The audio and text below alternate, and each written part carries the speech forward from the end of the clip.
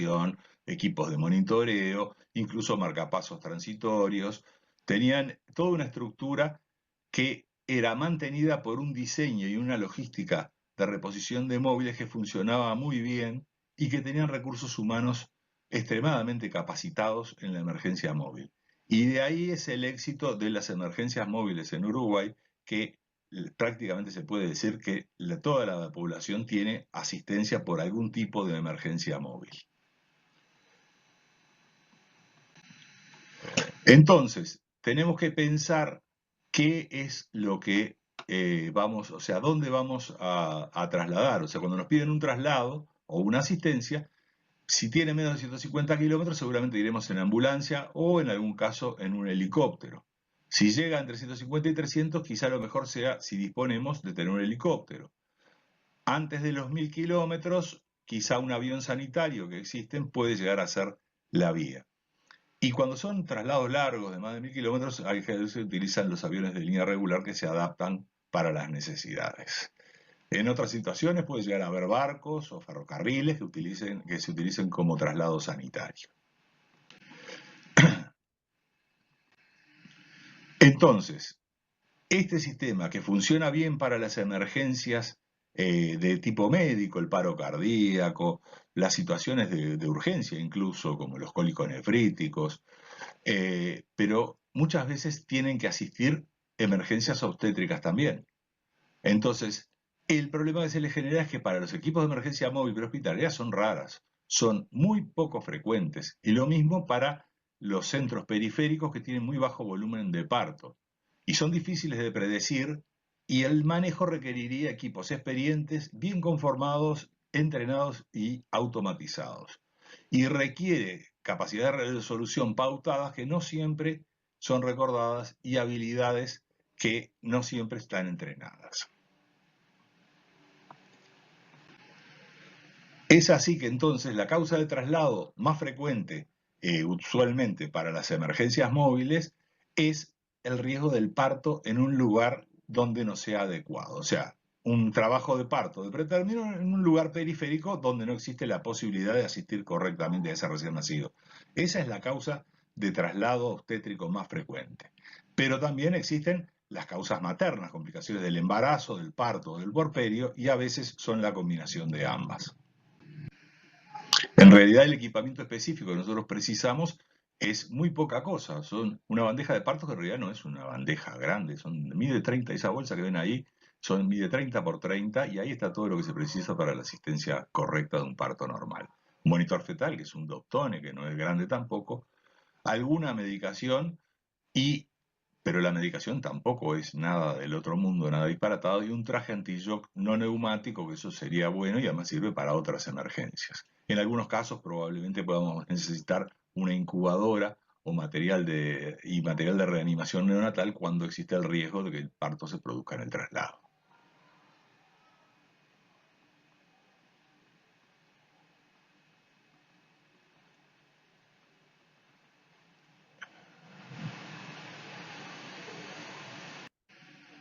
Podemos además adaptar listas de chequeo que existen de traslado de paciente crítico a la obstetricia y podemos tener ese tipo de listas de chequeo modificando las cosas que nosotros precisamos para la obstetricia.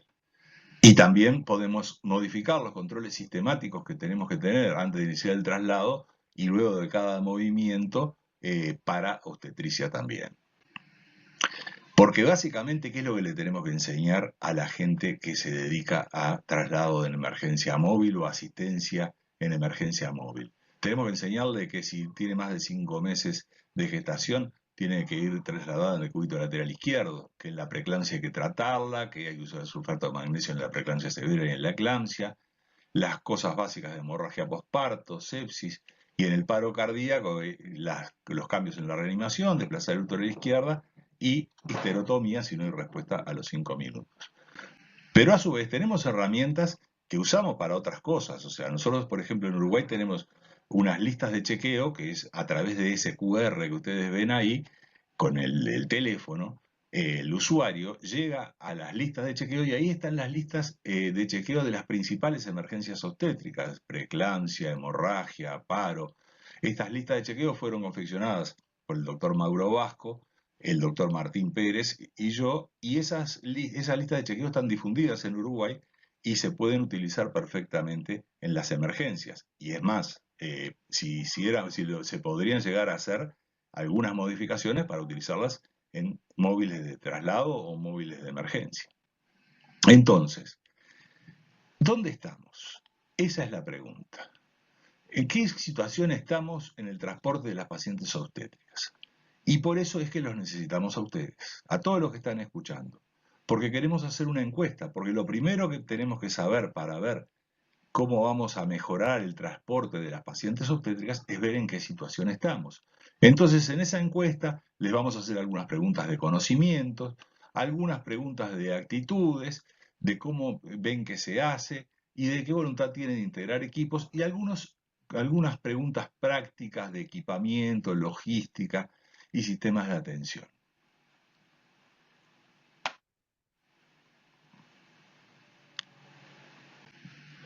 Entonces, básicamente, la adaptación a la obstetricia de un sistema de emergencia móvil va a comprender la regionalización, o sea, saber cuántos partos o cuántas emergencias hay en una determinada zona para ver de determinar cuántas unidades se precisan y qué coordinación se precisan. Definir el equipamiento apropiado, que eso más o menos lo habíamos hablado. Definición de recursos humanos y formarlos en forma específica en la patología y en los aspectos específicos del traslado. Entonces, es fundamental tener una central de comunicaciones. Esto es el núcleo de todo sistema de emergencia móvil.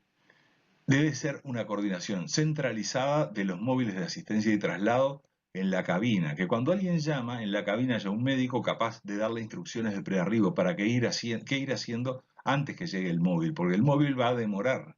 Y mientras tanto, el que está con el paciente o el médico que está a cargo de la asistencia puede recibir instrucciones de traslado y debe tener posibilidad de recibir en formato electrónico datos y enviar indicaciones, cosa que es muy fácil en este momento que se hace con cualquier teléfono. Y tiene que tener una comunicación permanente con los móviles, con sistemas de comunicación que tengan respaldo unos de otros, porque puede tener un sistema de comunicación en base a teléfonos, pero también debe tener una radio y debe tener un sistema para geolocalizar los móviles en cada momento. Entonces nosotros podemos perfectamente utilizar el sistema general que existe actualmente o hacer un sistema especializado en obstetricia. Pero es fundamental definir la regionalización, o sea, en qué regiones va a actuar cada una de las partes del sistema, los tipos de móviles, la organización y la logística de la reposición, porque es muy importante que esté claro quién se encarga de reponer la medicación, quién se encarga de la carga de combustible o la carga de oxígeno, porque quedarse sin oxígeno o sin combustible por el medio del camino puede llegar a ser algo completamente trágico. Y tenemos que capacitar y formar equipos. Y hay que diseñar toda la logística de coordinación, equipamiento y guías específicas. Pero podemos ir más adelante, porque ya tenemos como perspectiva futura la existencia de sistemas de apoyo, como informáticos, la posibilidad de la telemedicina. Existen en Colombia una experiencia de los hospitales padrinos, que es una experiencia excepcional y que puede llegar a ser utilizado en esto. Hay que tener claro el equipamiento, la geolocalización y muchas veces puede llegar a ser útil poder disponer de drones para hacer llegar antes que llegue la ambulancia insumos necesarios para el manejo y el tratamiento de las pacientes en situación crítica. ¿Y cuál es la perspectiva final? ¿Qué es lo que queremos? Y queremos, al final de todo, la idea nuestra es poder tener equipos de rápida respuesta móviles, que sean equipos específicamente obstétricos, con técnicos especializados en la resolución de la emergencia móvil y tratar de llevar al nivel máximo de asistencia al destino o cerca de él. Porque, por ejemplo, si ocurre una emergencia en un lugar donde no tiene ninguna posibilidad de asistencia o son escasas, quizá hay un centro que no está muy lejos y que tiene un bloque quirúrgico y quizá si nosotros le mandamos los especialistas adecuados, podemos trasladar, en lugar de trasladar 500 kilómetros, podemos trasladar los 50 kilómetros y proceder a actuar en el nuevo destino. Entonces, la idea es, en un área geográfica predeterminada con un número preestablecido de emergencias obstétricas mensuales, se define un centro de referencia con capacidades de máximo nivel. Ese centro de referencia tiene un centro de comunicaciones. El centro de comunicaciones evacúa la consulta con protocolos y guías preestablecidos y conoce la realidad del área. El centro de comunicaciones define la respuesta y mantiene en tiempo real comunicaciones con instrucciones de prearribo, define el móvil y determina la integración del equipo que va y el equipamiento. El equipo móvil cuando llega toma el comando de la asistencia en el lugar de destino y define tratamientos a realizar en el destino y si corresponde o no el traslado. Con el equipamiento del móvil completa lo necesario para realizar la asistencia requerida y se encarga del traslado hacia el centro más próximo con las capacidades necesarias de manteniendo la comunicación en forma continua. Los recursos materiales ya los habíamos hablado antes, pero acá, en podríamos llegar a tener una caja de cirugía, podríamos tener hemoderivados si son necesarios, material blanco y material de sutura, para reforzar, en el caso de tener un bloque próximo donde ocurre la emergencia, reforzarlo y llevar el equipo médico también que pueda llevar a resolver esta situación. Entonces podríamos llegar a tener un obstetra con experiencia en el manejo de las emergencias, un anestesista, bueno, el enfermero y el chofer donde va a ir, y además podría agregarse un neonatólogo si se espera que pueda llegar a ocurrir el nacimiento en ese momento. En suma, lo que tenemos que hacer es un análisis de la situación actual y de los recursos disponibles, adaptación a las emergencias y traslado obstétrico, regionalización, centro de control, equipamiento y recursos humanos. Entonces, por eso es que nosotros queremos hacer esta encuesta. Esta encuesta es muy importante y le pedimos a ustedes que colaboren con nosotros y que la lleven adelante. Esto realmente puede llegar a ser la base de un futuro sistema de emergencias móviles, obstétrico y de traslado obstétrico. Nosotros no pedimos a los bomberos que traigan el incendio a la casa para apagarlo. Los bomberos van al incendio y lo apagan ahí. Muchas gracias. Muchas gracias, doctor, por su valiosa presentación, por compartir con nosotros todo lo relacionado con el panorama del transporte obstétrico en Latinoamérica desde sus inicios y además las consideraciones generales para el transporte en la paciente obstétrica. Reconocemos la necesidad de entrenamiento, la necesidad de equipamiento específico y del trabajo en equipo y multidisciplinario en todos los que hacemos parte de la atención de esta población. Sí, definitivamente uno de los aspectos claves, Diana, de este primer abrebocas que hemos presentado, y Mario, mil gracias por darnos esa visión desde una experiencia como la que ustedes han tenido en Uruguay y que lógicamente se transmite como un ejemplo a seguir al resto de Latinoamérica. Ya tendremos la oportunidad al final de la sesión de tener unas preguntas para ti muy importantes que tienen que ver con todo este proceso de la transformación digital que está teniendo cabida, lógicamente, también en el traslado y en el transporte. Muchas Para mí gracias. fue un Claro que placer. sí. Para mí fue un placer, muchas gracias. Y la parte de emergencias móviles, una cosa que no dije es que a punto de partida de Uruguay aparecieron emergencias móviles que eran filiales de la Unidad Coronaria de Uruguay en Argentina, Brasil, Chile, y que actualmente el dueño de Unidad Coronaria Móvil es un grupo colombiano llamado Falc. Gracias, doctor. Bueno, ahora escucharemos al doctor Mauricio Vasco, quien nos hablará sobre la importancia de las habilidades no técnicas en el transporte de las gestantes críticamente enfermas. Reconocemos la amplia experiencia del doctor Vasco en estrategias de manejo para habilidades no técnicas con el fin de disminuir la morbilidad materna extrema en Colombia y en Latinoamérica. Adelante, doctor Vasco, sea muy bienvenido. Dianita, muchas gracias. Me gustaría que me confirmara si ven mi presentación y me escuchan bien. Se Claro ve que y se sí, escucha doctor. perfecto. Listo, muy bien. Bueno, vamos a hablar de un elemento muy importante que tiene que ver, como decía Diana y Joche, con el trabajo en equipo y la importancia de que los desenlaces sean adecuados. Entonces, estamos en una región en la cual las estadísticas nos dicen que muere una mujer cada hora debido a complicaciones asociadas al embarazo, parto y puerperio. Cuando en el año 2012 iniciamos el proceso conocido aquí en Colombia como prácticas que salvan vidas, Nuestro objetivo era ir en un país de 50 millones de habitantes con grandes barreras geográficas y que colocaban las situaciones de orden público, porque en determinadas horas había regiones del país donde la gente no se podía movilizar, no podía salir de sus regiones, los botes no podían circular por los ríos porque el ejército consideraba que todo lo que se moviera a esa hora era susceptible de conflicto armado, de transporte ilegal de estupefacientes.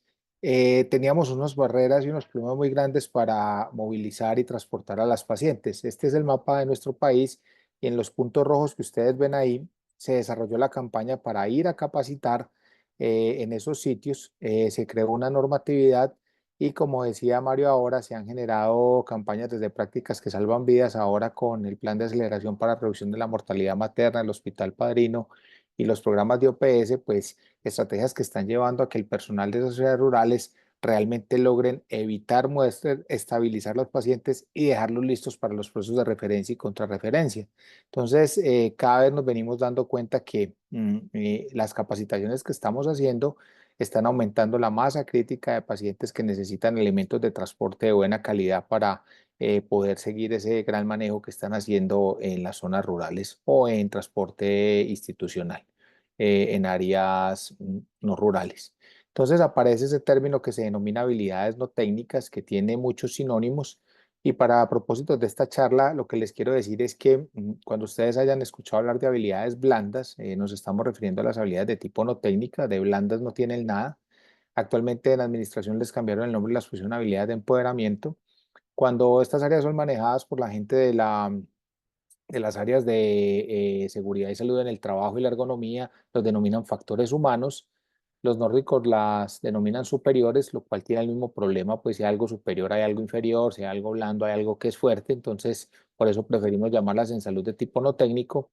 Y hay unas definiciones muy importantes en ciencias humanísticas y en educación que son habilidades interpersonales y no cognitivas que yo creo que caen bien, pero para propósitos prácticos, entonces quiero que tengamos con esta definición entender que cuando nos refiramos a los temas de habilidades de tipo no técnica, todos esos otros términos pueden ser sinónimos. La definición que se encuentra en la literatura está dada por esos comportamientos que tenemos los profesionales de la salud en el desempeño laboral, que no directamente está relacionado con el conocimiento que yo tenga, los equipos que tenga para trabajar o la experticia que haya tenido.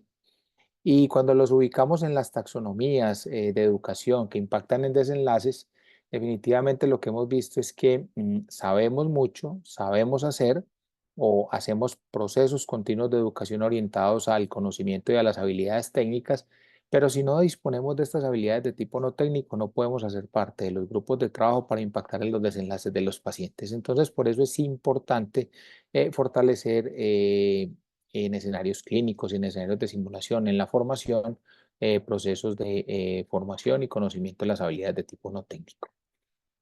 ¿Qué hay en la literatura y en la evidencia la ventaja de tenerlas? Primero, que cuando no conocemos y tenemos omisiones en el uso de habilidades de tipo no técnico en salud, hasta el 80% de los eventos adversos que generan daño a los pacientes y los procesos médicos legales que se generan, independiente de que se sepa mucho y se sepa hacer mucho, se van a presentar. Esto es bien contundente.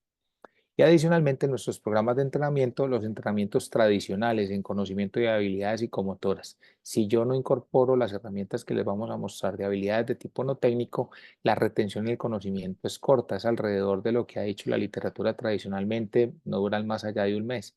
En cambio, cuando a nuestros programas les ponemos entrenamiento en habilidades de tipo no técnica con los procesos tradicionales, logramos una retención mayor que puede ir por encima de las 6 semanas y hasta los 6 meses, lo cual pues es altamente benéfico.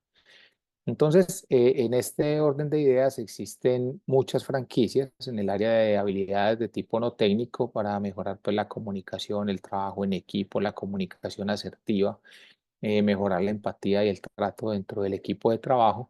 Y de las franquicias que nosotros más hemos utilizado es esta la que se denomina el Team Steps, que vamos a compartir ahorita en pocos minutos con ustedes en el chat de, este, de esta transmisión. El Team Steps está derivado de la industria militar norteamericana y ha ajustado todos estos acrónimos junto con procesos de la ingeniería industrial y de las empresas de alta eficiencia a la salud. Esto es un área que ha sido claramente definida en la práctica obstétrica, que es lo que nos convoca hoy, pero también como podemos ver en el área del transporte obstétrico y de las profesionales que están encargados de este duro reto y de esta labor que realizan a lo que yo denomino pues nuestros héroes del transporte y de la atención hospitalaria, también tiene literatura de buena calidad y ha tenido una aplicación importante. En general, las habilidades de tipo no técnico se manejan en 5 dominios que tienen que ver con las habilidades del liderazgo, la capacidad de resolver problemas, la más difícil de adquirir que es la conciencia situacional, la utilización y el manejo de los recursos en crisis o aprender a trabajar con recursos limitados y las habilidades de comunicación. Normalmente, cuando empezamos los procesos de instrucción en esta área, nos concentramos en habilidades de comunicación y utilización de recursos. Y en esas dos es que vamos a hacer énfasis en estos próximos minutos. Entonces, Mario, en la gran apertura que nos dio, ya nos dio muchos elementos de los que habitualmente nosotros tenemos. O sea, lo primero que hicimos era cómo detectar de manera objetiva los pacientes críticas, las gestantes críticamente enfermas, y quitar ese dato subjetivo que era pensar que la paciente se veía muy mal o estaba muy mal, o como le dicen a uno muchas veces aquí en la región, la paciente está como maluquita.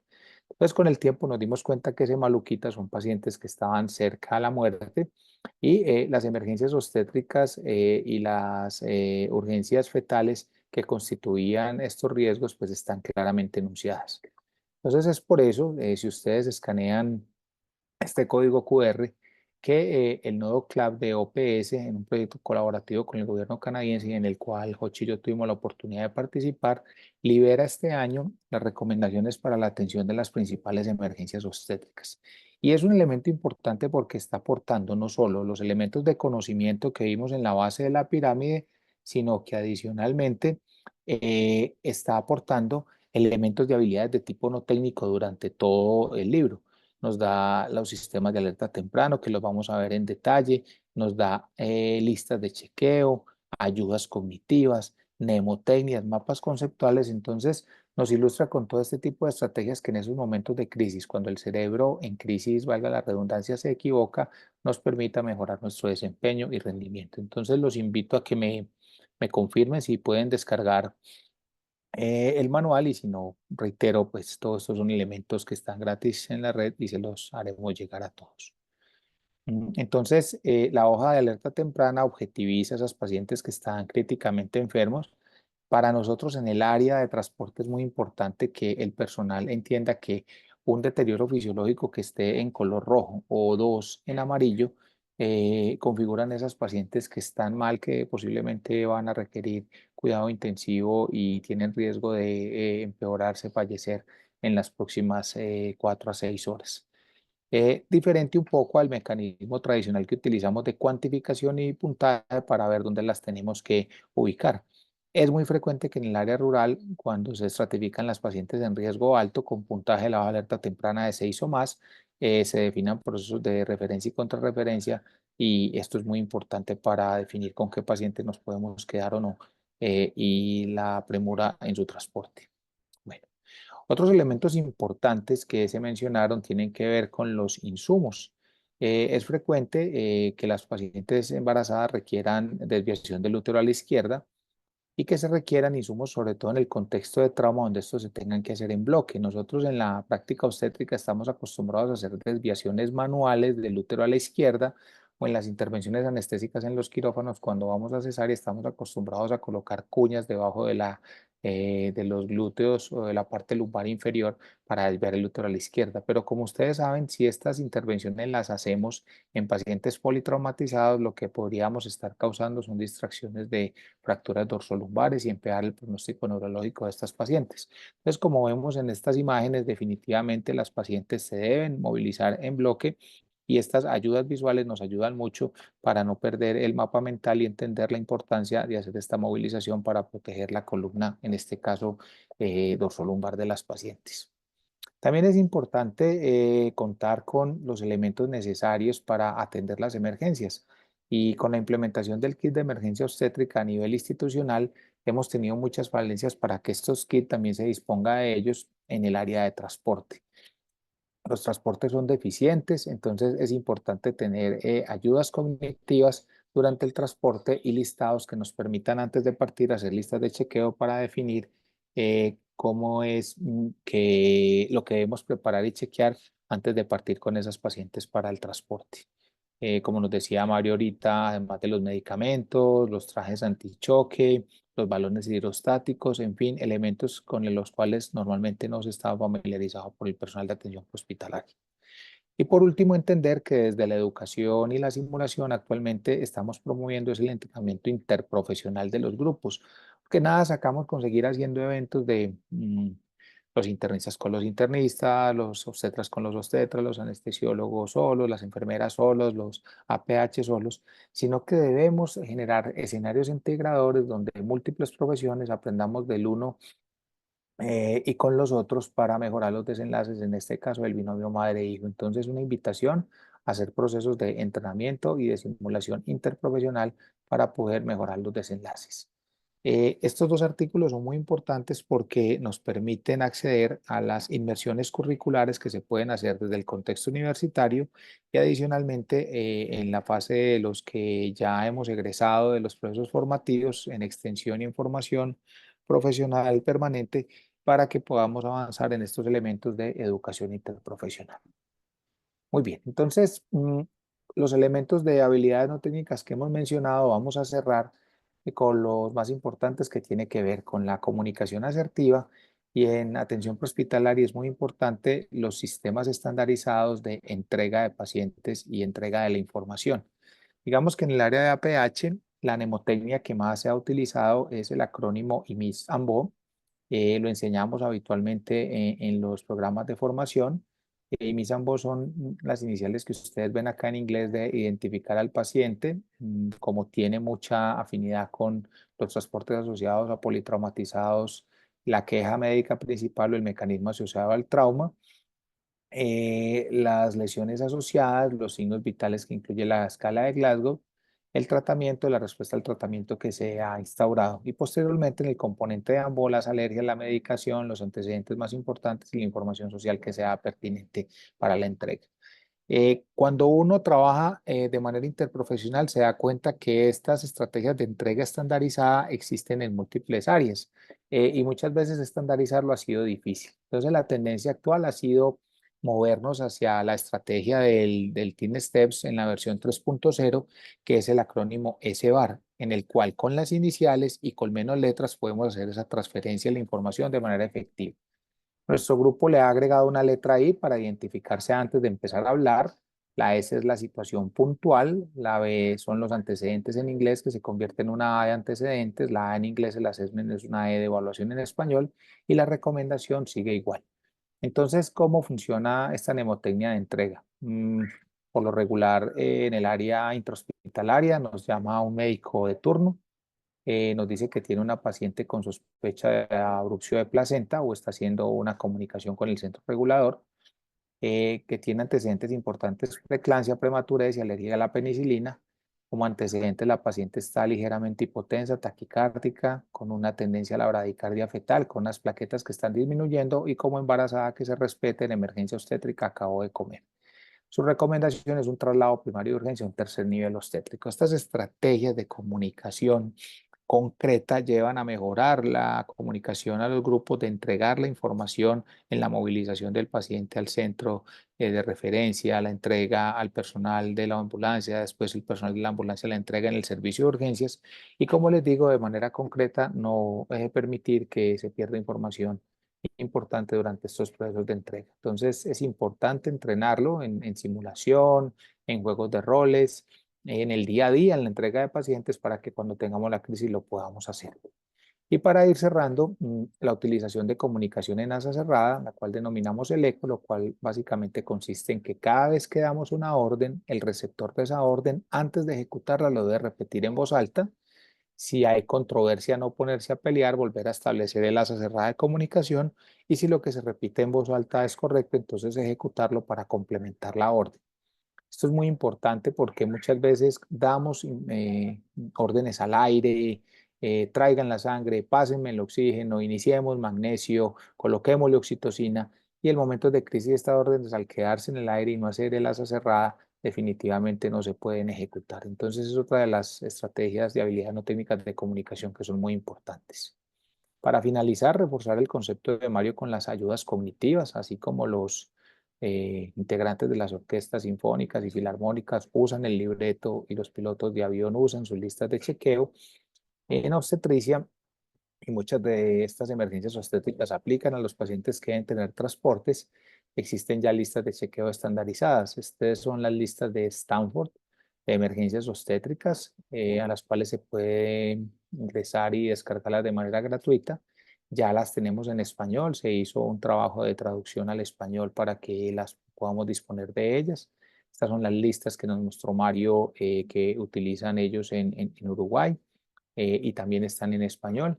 Y esta es la página mundial, que es el repositorio de todas las listas de chequeo en temas de salud en todos los idiomas, que nos permite pues acceder a estas y entender que ahora hay alguien muy importante en el equipo de trabajo, que es lo que denominamos el lector de la crisis. Así como en el teatro existe un apuntador o un consueta que es el encargado de decirle a los actores cuando se les olvida algo, pues tenemos un apuntador, un consueta ahorita en la vida, en las crisis, para que nos abra esa lista de chequeo y nos pueda hacer la lectura. Entonces, al finalizar todos estos procesos, es importante que nos sentemos a hablar de qué fue lo que pasó, de hacer devoluciones, de hacer debriefing, de hacer feedback. Hay profesiones que tienen una alta cultura de recibir feedback y no se ponen bravos por eso, pero hay que aprender a hacer feedback y devoluciones de buena calidad. Y es lo que denominamos nosotros en nuestro trabajo, a diferencia de en simulación que hacemos debriefing educativo, es el debriefing clínico.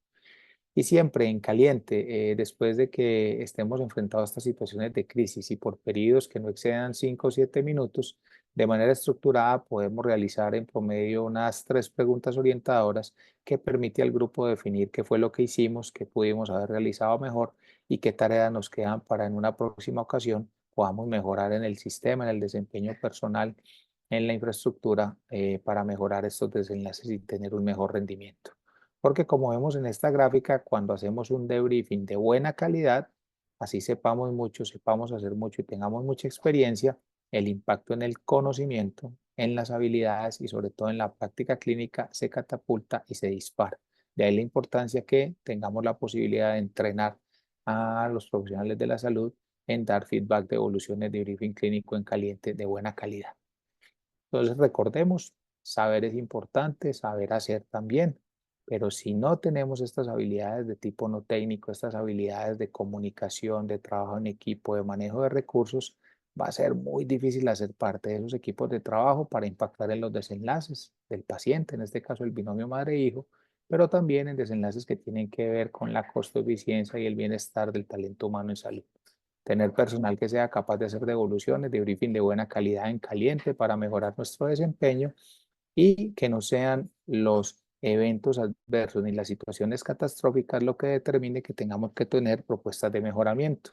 Estos alemanes cada año en el verano llenan su piscina inflable de agua, preparan salchicha, toman cerveza y muchas veces le dicen, muchachos, se van a electrocutar. Y la respuesta de ellos es, hacemos esto todos los años y nunca ha pasado nada, ¿qué nos vas a venir vos aquí a inventar y a traernos la mala suerte? Pues mi propuesta es, no esperemos a electrocutarnos y trabajemos, además de todos los componentes teóricos y prácticos, los elementos de habilidades no técnicas para poder mejorar nuestros desenlaces. Anita Hoche, muchas gracias y esto era lo que había preparado para la tarde de hoy. Muchas gracias, doctor Vasco, por su presentación. Resaltamos la importancia de las habilidades blandas en el transporte obstétrico con el fin de garantizar que se haga un transporte seguro. Asimismo, dentro de estas habilidades, el liderazgo, la conciencia situacional y la comunicación serán claves para garantizar los mejores desenlaces. Miren que a través de las diferentes herramientas hemos tratado de ir subiendo varias a lo largo de la presentación tuya, Mauro, y agradecemos enormemente todas las que puedas seguir aportándonos durante el transcurrir de la actividad. Son fundamentales porque, hombre, ya la rueda está inventada. Lo que necesitamos es usar las herramientas, ponerlas en práctica y darle la oportunidad de verdad a que estas digamos, interacciones entre los diferentes grupos se haga de manera eficiente. Mauro, muchas gracias por la presentación. Volveremos contigo al cierre de las presentaciones para la sesión de preguntas. Abrazo grande, gracias por la invitación. Gracias, doctor. Seguimos con la próxima charla y en este momento tengo el honor de presentar a ustedes al doctor Carmelo Dueñas, quien nos ofrecerá la conferencia titulada ¿Qué hacer cuando el paciente crítico debe ser trasladado y cuáles son los dilemas que debemos discutir? El doctor Carmelo Dueñas es intensivista con amplia experiencia en esta área y decide si el paciente está en óptimas condiciones para ser remitido a un centro de referencia, muy frecuente en las unidades en las cuales se desempeña. Adelante, doctor Carmelo. Muchas gracias, doctora Borré, doctor Rojas, en este emprendimiento que hay en beneficio de la paciente obstétrica crítica en nuestro medio y en Latinoamérica.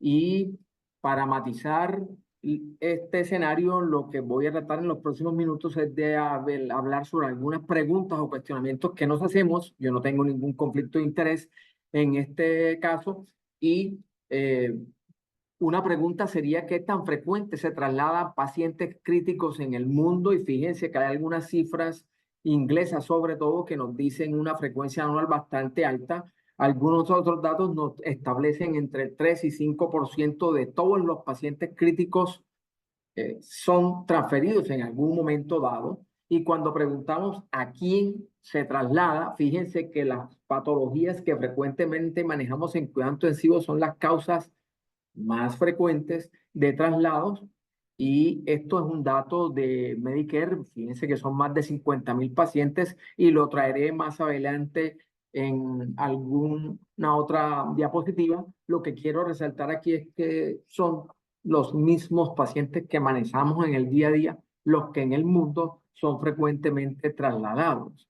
Y la pregunta obviamente es: ¿a qué riesgo sometemos a esos pacientes cuando los trasladamos?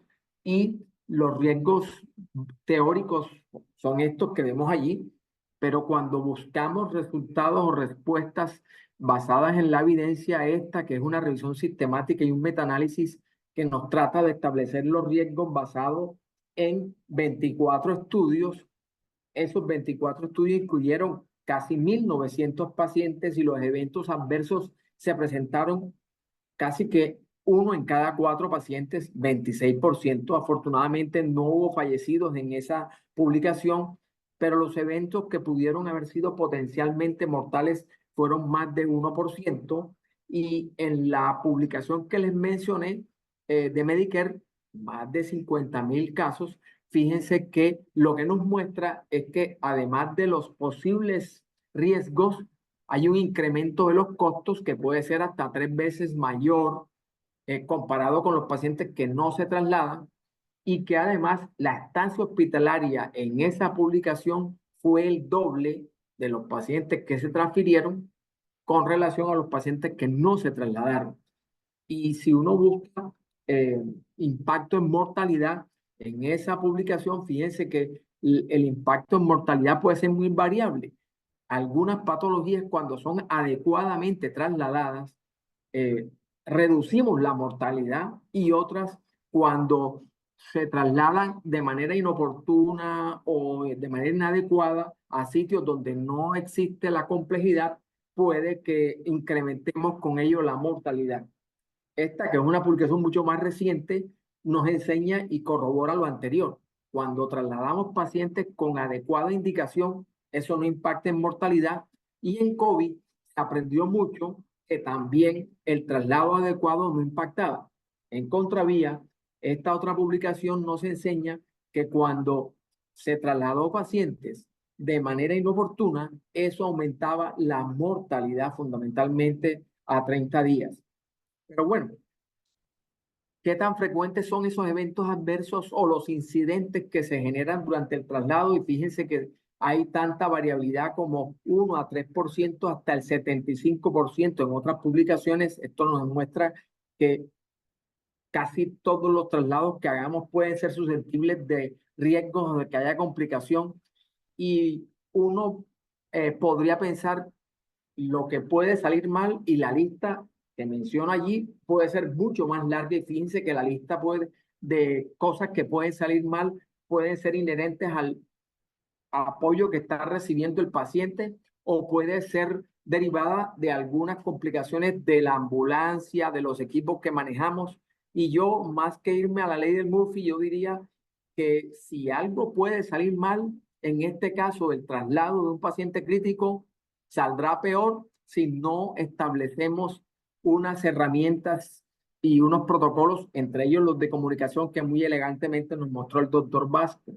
Y en cuanto al personal y por qué, esta publicación nos enseña que la mayoría de incidentes y eventos en el traslado son evitables, y la pregunta que se hacen es por qué siguen presentándose, y la mayoría de las veces es responsabilidad del personal que no está capacitado, que no hay una motivación para el cambio, y esto podría tener mucho que ver con el debriefing que menciona el doctor Vasco, en el sentido de que frecuentemente el pensamiento es que si hasta ahora nos ha ido bien, nos seguirá yendo bien y no pasará nada. Y lo otro es que hay una falta de evidencia. Las guías que hay disponibles, que mostraré a continuación, no se basan mucho en evidencia. Lamentablemente, el tipo de rigor de los estudios no es más adecuado.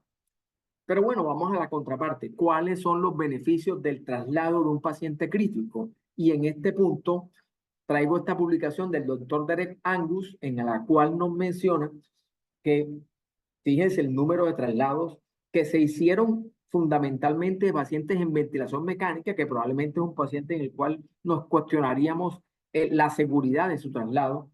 Y esta publicación nos da datos concretos que nos llevan a pensar que si sabemos escoger el paciente, miren el número de vidas salvadas, y esto fue solo en 8 estados de la Unión Americana, más de 4.700 vidas salvadas, y el número de casos necesarios a trasladar para salvar una vida sería de 15, un dato que hay muy pocas intervenciones en cuidado intensivo que llegan a tener un número tan bajo, y por tanto tendríamos la obligación de saber escoger bien a ese paciente. Y la otra duda es, ¿se me va a descompensar el paciente?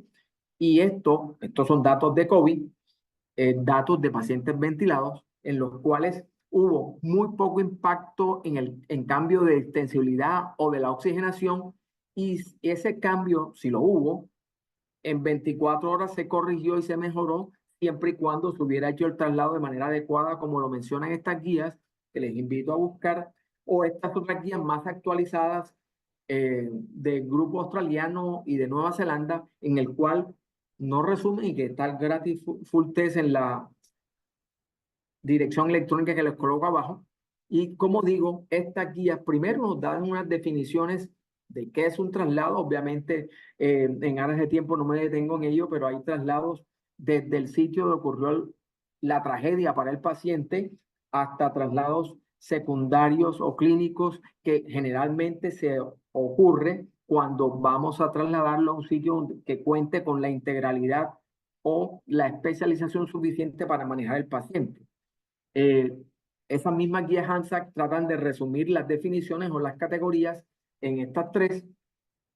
Y una de las preocupaciones que tenemos es que tenemos un paciente que tiene un equipo o una tecnología de alta complejidad, y a veces va a ser trasladado a nuestro medio con equipos que no cumplen ni siquiera una buena parte de ese monitoreo, y por tanto las recomendaciones de las guías es que el nivel de cuidado al menos debiera ser igual al cuidado que tiene el paciente en la unidad de cuidado intensivo, y que la comunicación, como muy bien la mostró el doctor Vasco, y la dignidad con que tratemos al paciente deben ser parte de nuestra preocupación para el traslado. Además, debe haber algunos aspectos administrativos que muy bien lo tratan las guías, y unos principios generales en los cuales la responsabilidad no se delega, y debemos tener en mente que el paso a paso en cada una de las estaciones del traslado debe ir siendo seguido.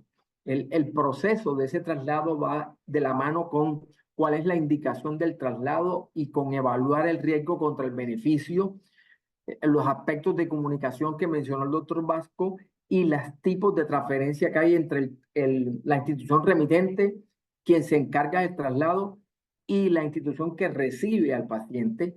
Y en este sentido, la organización de redes es fundamental, y en esa organización de redes, lamentablemente, uno quisiera que esas redes integrales que propone nuestro Estado a nivel de Colombia y que probablemente se hacen en otras partes fueran más asertivas y adecuadas para cumplir listas de chequeo como estas que deben llevarse. Yo les sugiero que vayan a la página de el grupo inglés del Gran Manchester. Es una página que incluso está en español y que ofrece todos los insumos y elementos que muestro en y en la siguiente diapositiva, en la cual nos da una lista de chequeo para retroalimentaciones, para, como mostró el doctor Vasco, el ámbito de contar con un lector que paso a paso nos va diciendo y preparándonos desde el sitio que va a trasladar hasta el sitio que recibe, qué puntos debe ir chuleando para asegurar que las cosas las estamos haciendo bien, y también para retroalimentarnos cuando hagamos ese debriefing en qué pudimos haber errado o qué podemos mejorar. Pero bueno, todo esto va de la mano con el hecho de cómo evalúa el riesgo del traslado. Y esta publicación de ya hace unos años trata de validar una escala hecha unos 7 años antes. Es una escala aparentemente sencilla, simple, pero que de pronto en el día a día puede volverse compleja, y por eso traigo esta, que todos la vivimos y la practicamos durante el COVID, que es la escala News, y la traigo porque la usa el grupo de Manchester que les mencioné, y muy sencillamente ellos trazan que un paciente con una escala News de 3 a 4 probablemente sería fácil trasladarlo con un sistema y un grupo de traslado de mínima complejidad, y a diferencia de un paciente que tenga una escala News de 7 o más, en cuyo caso habría que contar con la mayor experticia tanto de recursos humanos como de capacidades tecnológicas. Obviamente, estas guías nos plantean desde la ambulancia, el recurso humano, los equipos que debemos contar, y cuando uno se pregunta a quién puedo trasladar, si yo cuento con un transporte especializado con la capacidad para estabilizar hemodinámicamente al paciente antes del traslado y con un monitoreo adecuado, la respuesta debiera ser, y miren la fecha de esta respuesta, a todos los pacientes siempre y cuando cumpla con ese requisito. ¿Y cómo debo trasladarlo? La experiencia con ECMO durante el COVID nos enseñó que a mayor complejidad, claramente se puede hacer los traslados siempre y cuando cumplamos con todos los requisitos para evitar los eventos adversos, y cuando debiera ser la respuesta lo más temprano posible, cuando hay la indicación, obviamente después de haber hecho una reanimación adecuada para que el paciente tenga la mayor estabilidad posible. ¿Y cómo se hace el traslado? Y la respuesta es fundamentalmente dos: atención médica adecuada que garantice la continuidad del cuidado intensivo, y el viaje no tendría que ser lo rápido y veloz que se pretende, que aumenta los riesgos, sino lento y suave, que estoy haciendo las cosas bien. Y lamentablemente no hay muchos estudios, y en esto debemos profundizar en investigación, pero esos pocos estudios lo que han demostrado es que el recurso humano especializado reduce los eventos adversos. Y esto es un resumen que traigo de cómo es el recurso humano que traslada pacientes en cuidado intensivo a nivel mundial, y fíjense que son muy diversos. Probablemente en el Reino Unido, Australia y Nueva Zelanda el equipo es garantizado que sea especializado y entrenado. En el resto de países hay mucha variabilidad, es lo que ocurre en nuestro medio. Y ya para terminar, concluyo con esto. Obviamente, el recurso humano que traslada a un paciente debe ser especializado, porque el cuidado intensivo no debe interrumpirse.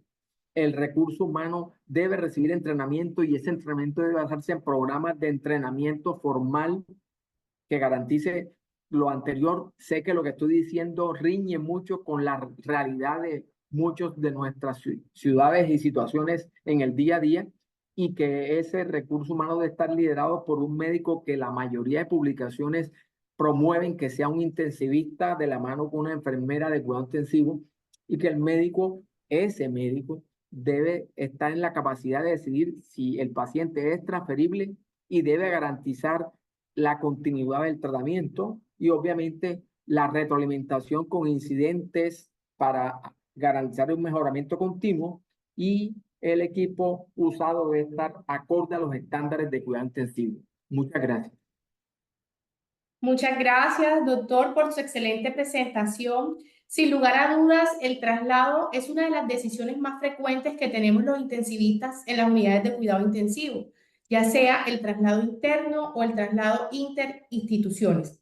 Es por ello que debemos seleccionar adecuadamente el paciente que debe ser trasladado, y apoyarnos en las listas de verificación sería una gran herramienta para garantizar ese traslado seguro. Evaluar nuestro paciente antes, durante y al retorno a la unidad, si se trata de un traslado interno, por ejemplo. Quiero compartir ahora la presentación, la última charla, que estará a cargo de la doctora María Fernanda Escobar. Ella nos hablará sobre el transporte seguro en las gestantes, lo que todos debemos saber.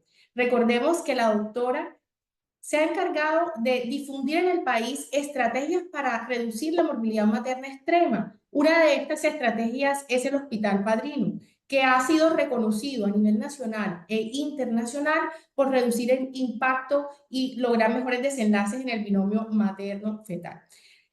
A continuación, doctora, confírmenos si puede proyectar su presentación. Dándole pie a la doctora Escobar. Hola, Mayita, ¿en qué parte del Adelante. mundo te encuentras? hoy he vivido todos los contratiempos de un transporte en el país. Yo estoy en este momento en Tumaco, que es una región, esto queda en el Pacífico nariñense, es una región de difícil acceso entre el hospital y el sitio en el que me tocó venirme porque no había internet en el hospital en este momento. Hay 15, 20 minutos y nos echamos 1 hora y 40 por un problema en el traslado. Entonces, he vivido todo, que de primera línea conozco lo que está pasando, y bueno, voy a tratar de compartir por efectos de que estamos de verdad con un problema interno muy grave, pues voy a tener que apagar mi cámara durante parte de la conversación. Entonces, bueno, pues acá desde el otro lado del mundo, y como les digo, muy cercana a la realidad de lo que estamos viviendo en nuestro país. Y además quiero contarles que venía de una reunión donde me contaban que yo veía a Carmelo, yo veía todo lo que estamos hablando, y acá para trasladar un médico, para trasladar una paciente que venía a irse con un médico, pues solamente hay un médico para todos la región. Entonces, pues no pueden trasladarla con un médico. Entonces, mucho de lo que nosotros vemos lo vamos a tener que adaptar a una realidad que nos reta, pero que la cual nosotros estamos convencidos de que somos capaces de transformar. Entonces, tal vez ese sería como mi mensaje principio y final de lo que estamos hoy viviendo. Voy a apagar el video, bueno, porque se va a cortar un par de veces. Espero que me disculpen, por favor. Adelante, María Fernanda. Muchas gracias, doctor. Bueno, pues muchas gracias a todos por estar acá. Yo les voy a hablar un poco de lo que hoy, basado en la evidencia, conocemos como el transporte seguro de las gestantes, y de pronto tampoco hablarles un poco también de lo que está pasando en lo que vemos en los territorios. Esto que les he contado hoy es un plan nuestro de cada día, pero también hay un esfuerzo muy grande desde los entes territoriales, desde los médicos y las enfermeras que trabajan en todas estas regiones, y desde lo que está haciendo el gobierno a los... Ay, se paró de compartir, perdón. Y de lo que está pasando en las diferentes regiones. Entonces voy a ir un poquito más rápido. No sé por qué no está pasando acá. Listo.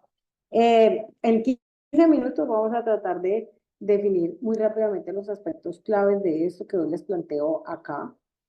Y vamos a empezar con la parte más importante, y es la solicitud del traslado. O sea, cuando yo voy a hacer un traslado obstétrico, tengo que tener claro que si la voy a trasladar, esto se debe básicamente a que tengo una situación que amerita un mejor nivel de complejidad. Y nosotros en la estrategia Hospital Padrino lo que hacemos es que vamos, acompañamos a los hospitales, les enseñamos aquí in situ qué tienen que hacer, pero además nos recorremos el camino que ellos tienen que vivir para ver cómo esas pacientes alcanzan a llegar a una solicitud o a un hospital que les pueda dar la resolución que no tienen. Entonces las preguntas son muy simples. La pregunta es ¿a dónde la voy a mandar? ¿En qué la voy a mandar? Porque el transporte no es solamente en ambulancia, nosotros tenemos transporte fluvial en muchísimos territorios del país, transporte marítimo para sacar pacientes de la costa pacífica. Tenemos unas condiciones muy importantes de transporte aéreo. Hay algunos sitios del país donde solamente se puede sacar por helicóptero. ¿Y con qué equipamiento? Entonces, todo lo que ustedes han visto previamente, yo tendría que adaptarlo a la realidad de cuál es ese equipo técnico. Hoy que me preguntaba el médico, entonces, ¿cómo hago para trasladarla? Pues mi única opción en el territorio es capacitar mejor al talento humano en salud con el que yo cuento para poder definir ese equipo técnico. Entonces, al solicitar la revisión, en esto no me voy a detener, yo les ruego y les pido y les imploro, sobre todo para aquellos que estamos ahora conectados en la estrategia, cuando se utilizan sistemas de telesalud, de telemedicina, hay que ser muy preciso. Nosotros estamos atendiendo en este momento las necesidades de 320 hospitales alrededor del país, y entonces cuando se le llegan 5 solicitudes al mismo tiempo, usted tiene que saber muy claramente en realidad cuál es ese que va a requerir esa posibilidad de traslado y qué tan emergente debe ser. Y bajo esas condiciones, pues estos copy-paste que ponen muchas veces para contar lo que está pasando no nos sirven. Entonces, ninguna paciente debería trasladarse, estoy poniendo el ejemplo del Hospital Padrino, sin tener claro cuál es esa red, ese hospital cabecera de red que tiene la capacidad de trasladarme para el caso de lo que estamos viviendo hoy acá y de lo que yo estoy viendo, debería ser ese hospital que debería ser informado, pero que además debería participar en el proceso de traslado.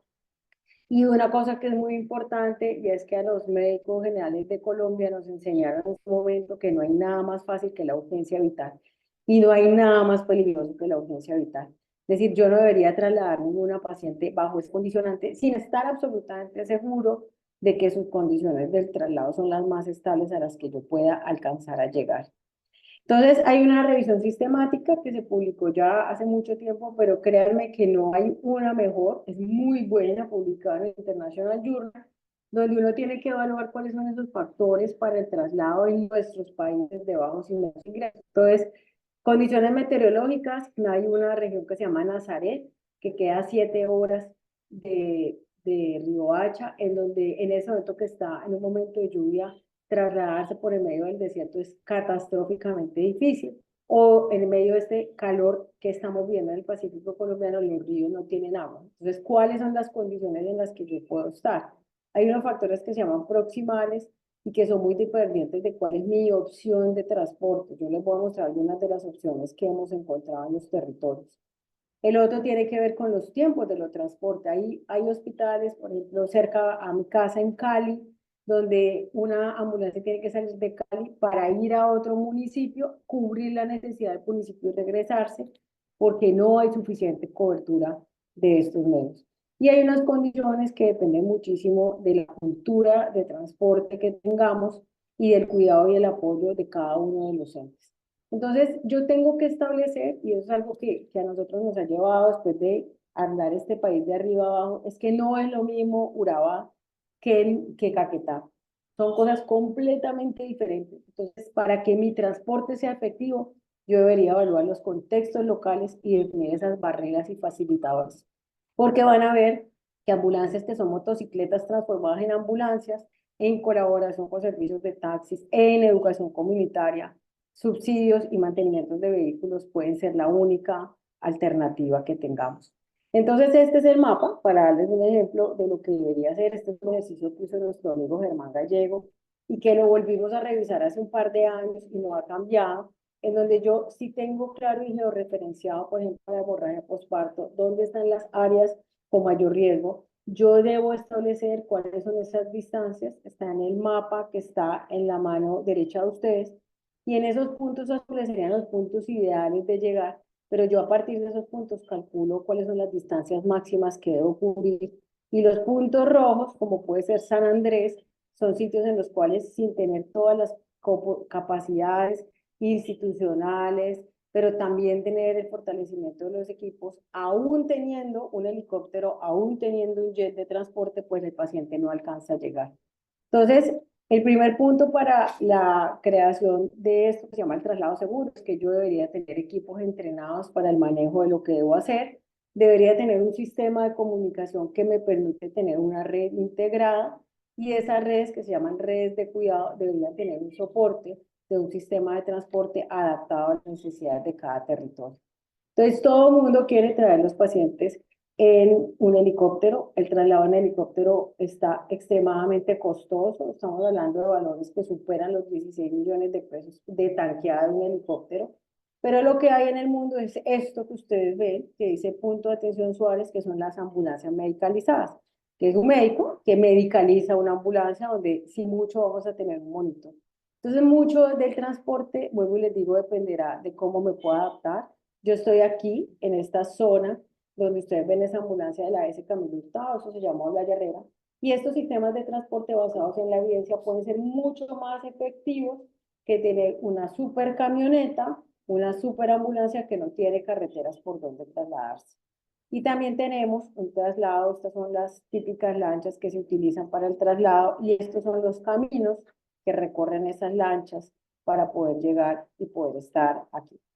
Entonces, yo debo tener muy en cuenta para cada uno de estos territorios mis insumos, el recurso médico y no médico, el personal, perdón, los insumos y los equipos médicos y no médicos, el personal médico y paramédico, y los controles médicos que voy a tener que hacer. Hoy hablábamos de que hay algunas zonas donde usted va pasando y no tiene internet, entonces más o menos cada cuánto yo podría comunicarme con un centro que me ayude a vigilar hacia dónde voy y cada cuánto yo me voy a poder comunicar. Entonces tengo que tener todos estos recursos materiales adaptados. Y aquí tengo que ser muy clara. Puede que yo tenga adaptada mi motocicleta a hacer una ambulancia, pero aún en ese insumo tengo que tratar de gestionar un sistema de monitorización preciso que me permita hacer adecuadamente por lo menos un monitoreo electrocardiográfico.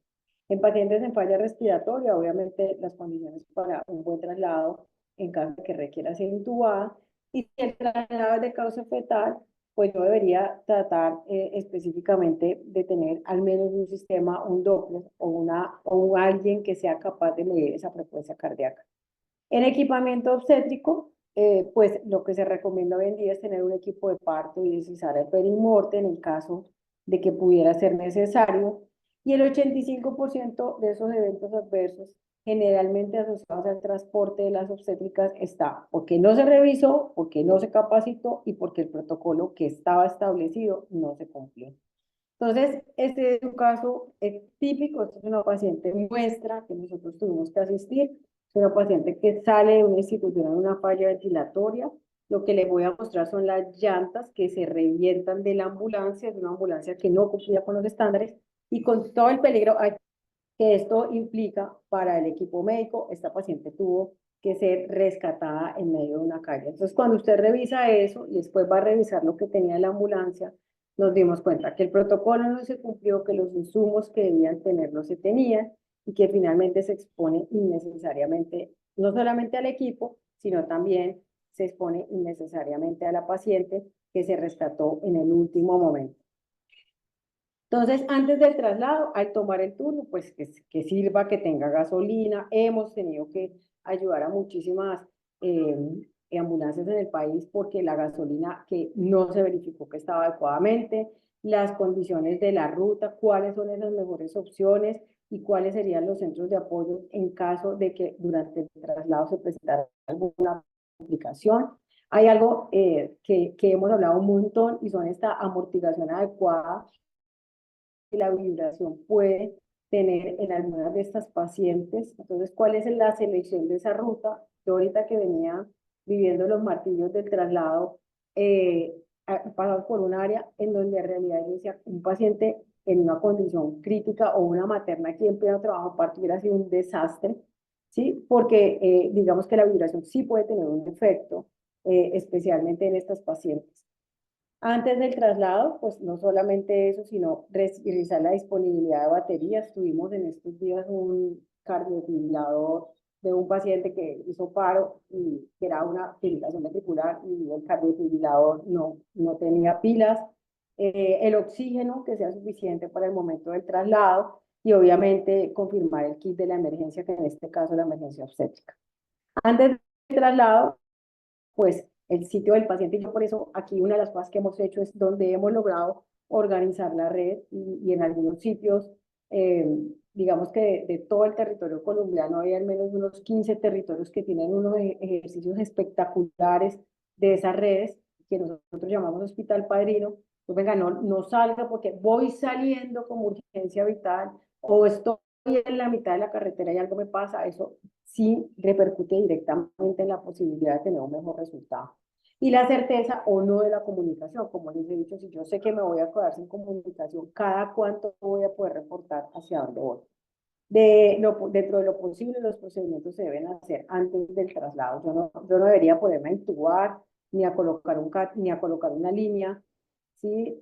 Venosa, porque eso no debe ser adecuado, y lo otro es que los medicamentos deben ser administrados por bombas.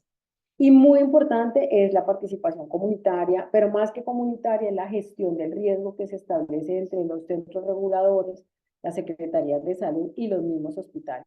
Es decir, esto me permite a mí tener una planificación, aceptabilidad y sostenibilidad del proyecto que vaya a hacer.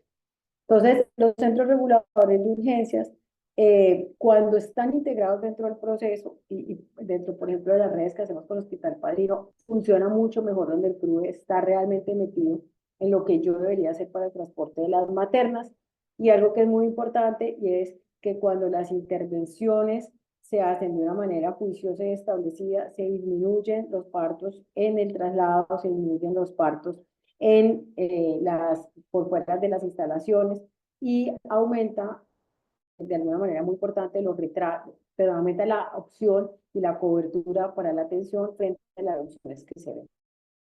Entonces, el transporte debe ser parte de todas estas intervenciones complementarias para reducir los efectos adversos y la fuerza de la evidencia. Esto es algo que dijo hace poco Carmelo, es que sí necesitamos una mejor evidencia y creo que eso nos abre una posibilidad muy grande. Muy importante, el mayor riesgo que tienen todos los equipos que trasladan maternas, sobre todo en trabajo de parto, es yo debería trasladarla. La evidencia dice que en trabajo de parto en fase activa no debería trasladarse pacientes, y especialmente cuando esas pacientes tienen más de 22 semanas, en donde yo probablemente tenga un riesgo. En caso de que necesite trasladarlo, pues ya sabemos que estas desviaciones y estas condiciones deben ser muy importantes, y algo que parece una cosa que cuando Mario me prestó estas diapositivas hace un tiempo, yo decía qué cosa tan simple y qué cosa tan que no entendemos muchas veces, es que si la complicación de la gestante está relacionada con la vía aérea, con una condición hemodinámica, pues ella debería ir con la cabeza hacia el lado anterior, porque probablemente es el sitio donde necesite una mayor atención. Pero si lo que yo preveo es que pueda producirse un parto, pues la cabeza debe ir en el sector posterior para poder manejar mejor la eventualidad de un parto. En el paciente, los traslados no críticos, de las pacientes que no están críticas, pues muy importante que yo pueda tener una monitorización de sus signos vitales que me permita establecer un sistema de alerta temprana, pero también de las condiciones obstétricas que incluyen esa frecuencia cardíaca fetal y la actividad uterina. En el traslado crítico, esto ya no voy a repetir lo que Carmelo ha dicho, pero frente a eso, lo que sí yo creería es que las listas de chequeo que hemos establecido desde las prácticas clínicas que salvan vidas y la estrategia de Hospital Padrino que hacemos desde la Fundación, pero en alianza con la Federación Colombiana de Sociedades de Ginecología y el Ministerio de la Salud, pues son listas de chequeo que son muy prácticas y nos permiten establecer las condiciones de traslado en hemorragia posparto, en el uso de traje antichoque no neumático, en las condiciones como esta, que son cuándo y cómo hacer el traslado de pacientes con eclampsia. ¿Cuáles serían esos protocolos para que permitan el sostenimiento de un control adecuado de la presión arterial y una prevención de nuevas convulsiones, y en lo que hemos podido elaborar como unas medidas salvadoras en términos de sepsis? En pacientes con amenaza de parto pretérmino, obviamente la indicación y la disponibilidad de los inhibidores, y en pacientes en parada cardíaca, que en obstetricia tiene unas explicaciones específicas pues los médicos deberían llevar este tipo de alarmas que nos permitan gestionar adecuadamente lo que deben hacer. ¿Cuándo no debo trasladar a una paciente? Pues cuando el transporte no es el adecuado, cuando las condiciones climáticas son muy adversas y lo hacen peligroso, cuando no he estabilizado a la gestante, cuando el feto tiene una condición altamente inestable o está a punto de nacer y cuando los pacientes ya sabemos que no lo van a permitir hacer. Yo siempre termino las presentaciones con las fotos de los niños. Estas están muy chiquitos, ya ahorita se ven mucho más grandes, pero termino porque cada vez que hagamos una cosa de estas y tengamos que pensar en trasladar a alguien, tenemos que acordarnos que hay una familia detrás y que estamos en la obligación moral y ética de ofrecerle a los niños que se quedan o a las familias que se queden lo mismo que le podemos ofrecer o que yo le puedo ofrecer a mis hijos. Muchas gracias. Muchas gracias, doctora, por su excelente presentación, por compartir con nosotros los puntos críticos en relación al traslado obstétrico.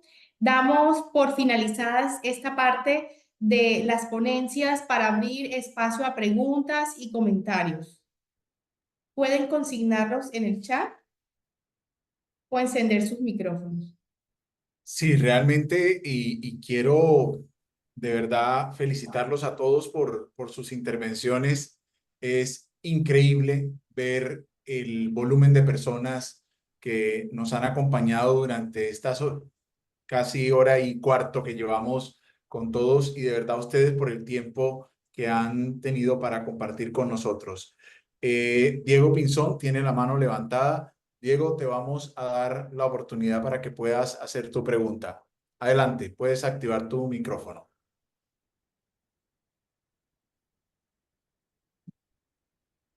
Doctora, una pregunta, es que no me quedó muy claro la parte de cuando explicó por qué se debía poner, por decirlo así, al revés la paciente, o sea, con la cabeza mirando hacia la puerta posterior de la ambulancia. Sí, sí, sí. Hola, ¿me escuchas? Es que está re mala. Voy a apagar la imagen porque está súper mala la señal. Porque, y ahí está, no, ya se fue, Mario. Cuando yo pongo la cabeza hacia la parte de atrás, yo, ¿cierto? Lo que va a quedar en el espacio que está cercano al sitio donde la ambulancia puede manipularse, quedan las piernas mirando hacia la parte del conductor. Yo no voy a tener un parto, por ejemplo, hacia la calle, ¿cierto? Porque es que haría ella, cuando ella la pones ahí en el espacio, voy a ver si me alcanzas, si no me importa. Cuando yo tengo la ambulancia, aquí está la parte posterior donde están las puertas que se abren. Si yo pongo a la señora pariendo con las piernas hacia ella, mi espacio es muy cortito, pero además queda altamente vulnerable. Entonces ella, cuando va a tener el parto o está en riesgo de tener, sus piernas deben mirar hacia el conductor. Ese espacio es el espacio donde se puede sentar la gente, donde yo puedo manipular, pero donde estoy en teoría cercana a los insumos. ¿Me hago entender? Ah, sí, doctora. ¿Me entendiste? Sí, señora. Sí. Muchas gracias. Tu pregunta, Diego, es muy importante. María Fernanda lo ha respondido. Mario, bienvenido. Creo que este es uno de los conceptos que hemos heredado de la experiencia que tú nos has transmitido. No sé si quieres adicionar algo a lo que ha comentado María Fernanda. Sí, claro, digo, cualquiera que se haya subido a una ambulancia se da cuenta de que la parte donde se trabaja es la parte más adelante del móvil, porque es donde hay espacio, y entonces, y habitualmente está pensado, la cabeza va en la parte más adelante porque los pacientes que se trasladan son pacientes críticos y en general los accesos están en el sector superior del cuerpo. Pero ustedes imagínense que tengan que parar en la ruta para asistir a un parto, van a tener que abrir la puerta de atrás si tuvieron la paciente así, van a tener que asistir el parto con la puerta abierta ante el público. Sería una cosa espantosa, digo. Entonces, por eso es que si el riesgo es que se produzca el parto en el camino, hay que poner la cabeza hacia el lado de atrás de la puerta y las piernas hacia adelante porque es mucho más sencillo asistirlo así. Es básicamente eso y Fernanda lo había explicado muy bien además. No era necesario que hablara yo. No, Muchas y gracias. maravilloso la intervención de Diego. Tenemos una pregunta en el chat y es en relación a qué experiencias consideran necesarias para fortalecer las competencias del equipo multidisciplinario desde la academia. A esta pregunta yo adicionaría los escenarios de simulación y sería para el doctor Mauricio Vaz.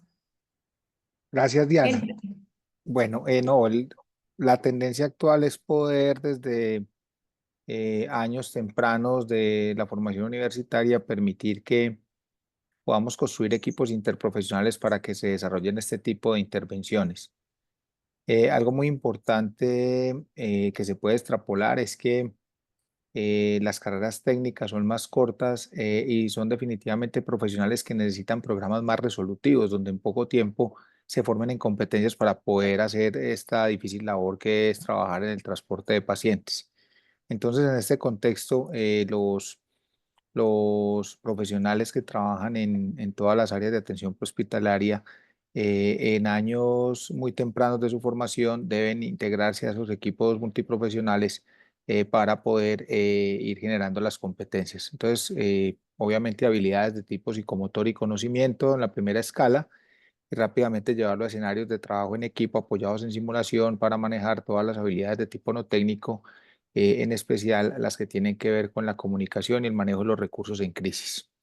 Ya elementos de resolución de conflictos, más que liderazgo, aprenderlo a respetar y temas relacionados con conciencia situacional requieren ya escenarios más depurados, más detallados, con una proporción muy baja de relación de docente y asistentes para poderlo trabajar.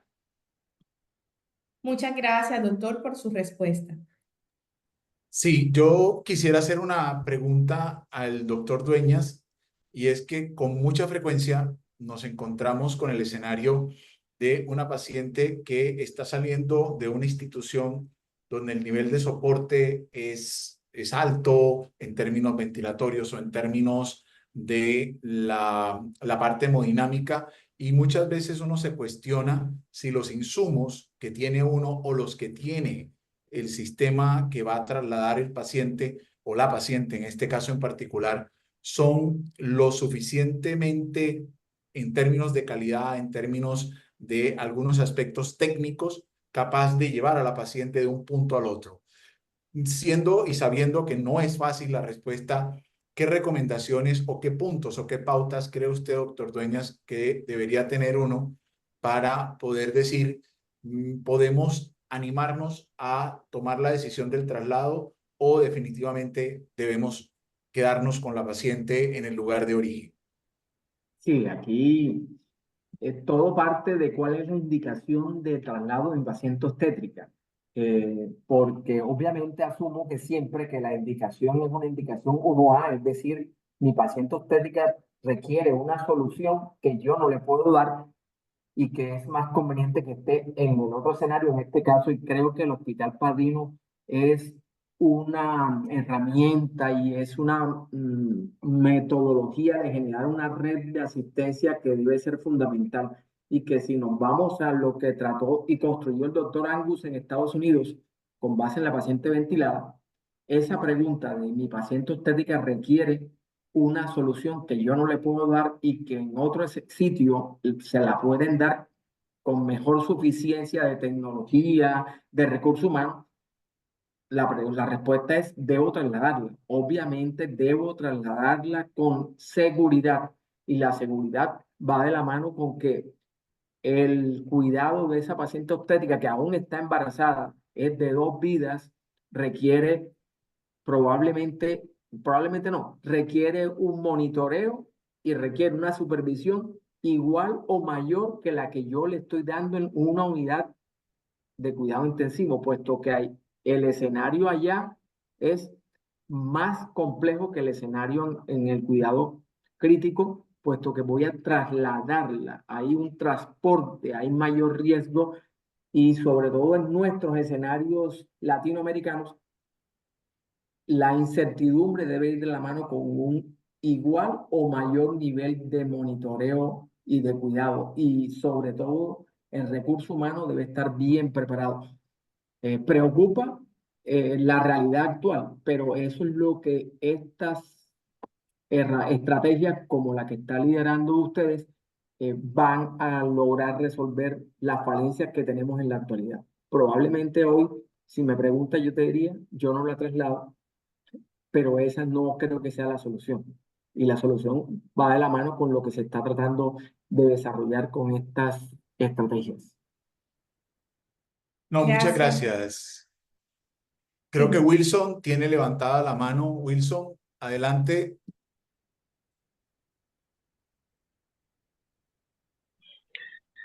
Buenas tardes a todos los Buenas tardes. profesores.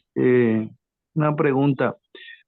¿Alguna vez leí que en el caso de la obstétrica que se transporta en ambulancia, de haber una parada cardiorrespiratoria, la recomendación es detener el vehículo de la ambulancia?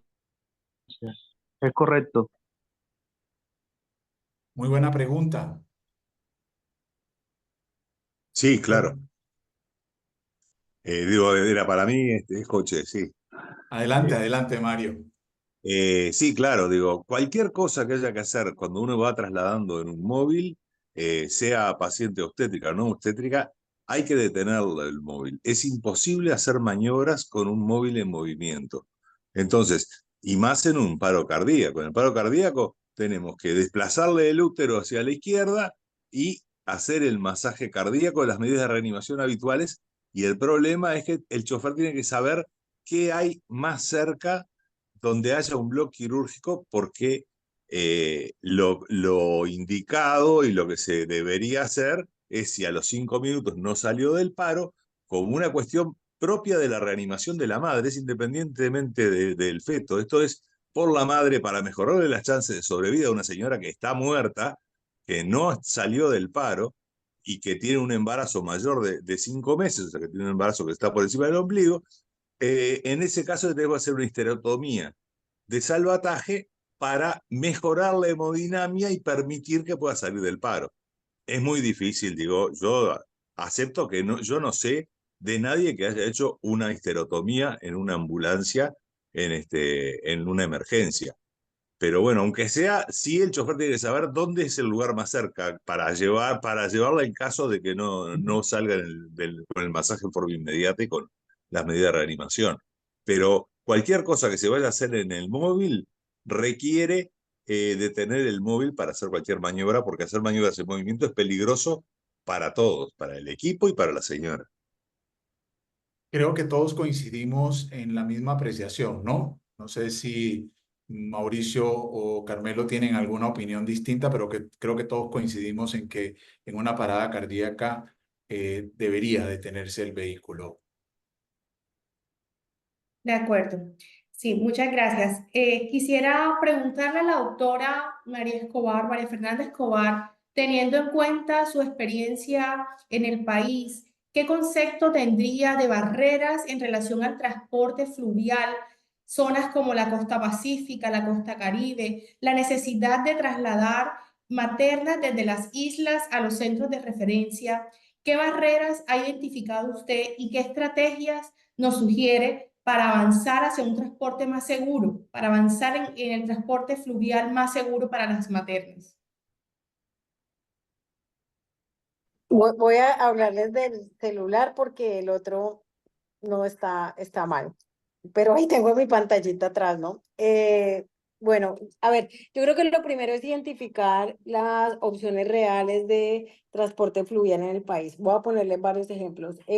Hay sitios en el país donde hay unos enormes barcos espectaculares llenos de tecnología, pero son tan pesados que cuando usted los pone en estos territorios, el barco se hunde y se queda pegado. Entonces, ese escenario, yo creo que lo primero que nosotros hemos hablado, y esto lo hemos hablado muchísimo con el equipo del Ministerio de Salud en Transporte Seguro, es yo debería tener mapeado correctamente cuáles son las condiciones para poder tener una condición fluvial segura. Y hay otra cosa, y es que muchas áreas del país tienen una conexión directamente con mar. Entonces yo salgo del río, me tengo que meter al mar y me tengo que devolver y volver a entrar a ciertos territorios. Entonces esas condiciones de esas lanchas sí tienen unas condiciones especiales de seguridad. Eso por un lado. Segundo, pues si en algo carecemos, yo creo que en este momento es en la capacitación del talento humano en salud encargado de transportar las lanchas. Yo por ahí tengo una foto que les puse donde habían 2 niños cerca a la lancha. Y parte de lo que nosotros hemos visto es que el trabajo comunitario, los niños estaban ahí porque en teoría ellos son los ayudantes de la lancha. Y resulta que es que no hay más. Entonces yo creo que sí se necesita, por un lado, establecer cuáles son las condiciones y los sitios en donde necesitamos mejorar el transporte fluvial. Segundo, la organización dentro de la lancha. Dentro de la lancha es muchísimo más difícil tener los insumos a mano, el sistema de monitoría. Nosotros, por ejemplo, estamos pidiéndoles que les tomen el video de todo lo que tienen para uno poder darse cuenta en realidad qué va a hacer. Y si tienen que salir a mar abierto, pues ahí hay que tener unas condiciones todavía de todos los insumos que se necesitan. Y lo tercero es el talento humano de salud, que debe incluir sin duda la participación comunitaria. Creo que esos son como los 3 aspectos de los más grandes que debemos hacer en este momento. Muchas gracias, doctora. Sin lugar a dudas, este evento es el inicio de una conversación que desde nuestro rol debemos dar para mejorar las condiciones de transporte obstétrico en el país. Quiero darle la palabra a John Pérez, que está levantando la mano. John, adelante, por favor, con tu pregunta. Muchas gracias. Buenas tardes para todos.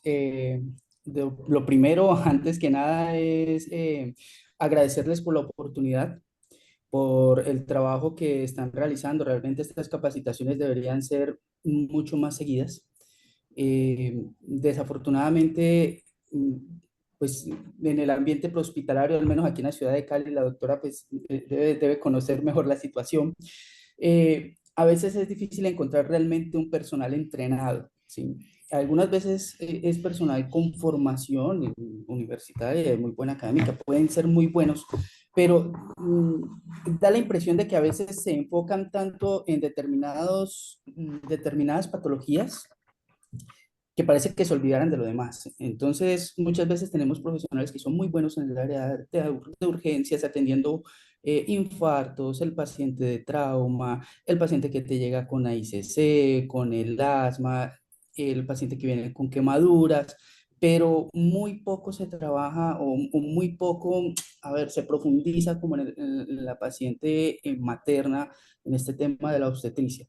La pregunta mía es, realmente pues, son 2 preguntas, van concadenadas una de la otra, y es, ¿de qué manera podemos, digamos, si estamos en una central de emergencias o conocemos de una situación de un médico, cómo podemos manejar mejor la ansiedad y el miedo, digamos, de un médico que trabaja en un primer nivel, sobre todo en estas áreas, en estas zonas de esta Colombia profunda, pues que donde a veces no hay ni señal celular, que tienen una paciente, digamos, con una urgencia, ¿qué digo yo?, del tercer trimestre, un sangrado del tercer trimestre, perdón, o de pronto una preeclampsia, y que a pesar de que ha cumplido con los requisitos, con las listas de chequeo, entre comillas, dentro de su institución, pues no ha podido ubicarla en un segundo o en un tercer nivel, porque a pesar de que ha intentado comunicarla, no ha tenido una respuesta positiva de las instituciones que deberían ser las receptoras, bien sea porque o no hay camas disponibles realmente, o bien sea por trámites administrativos, porque también